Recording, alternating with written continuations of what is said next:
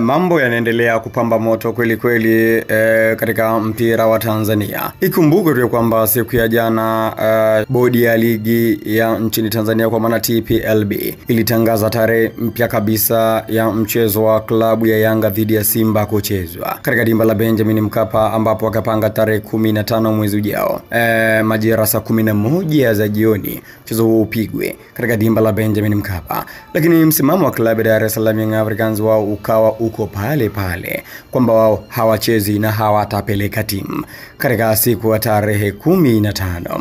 Sasa bana, kuna tukio moja ambalo limetokea hii leo bungeni.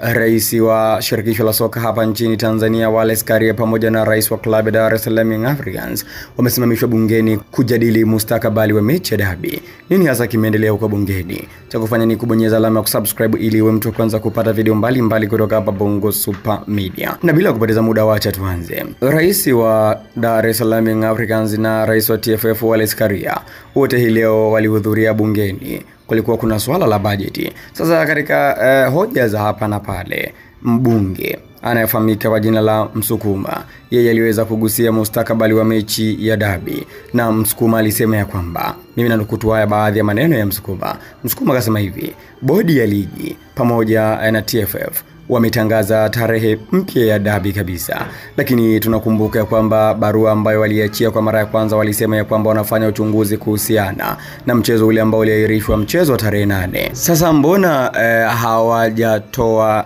mrejesho wa kuchunguza nani mwenye shida katika mchezo ule wa tarehe 8 ambao uliahirishwa? Wao wanatangaza tarehe mpya ya derby. Inakweje? Hivyo mzozo mkubwa umetokea bungeni na baadhi ya wabunge wamesema ya kwamba hawachezi kwa maana hao ni wabunge ambao wapo katika upande wa klabu ya Dar es Salaam Young Africans. Wameendelea kusimamia msimamo wao kwamba hawachezi, kwa maana klabu ya Dar es Salaam Young Africans wao hawatacheza mchezo huo. Hata wabunge wamesema bungeni wote ambao wapo katika klabu ya Yanga kwamba hawatacheza kama hakutokuwa na mrejesho huo.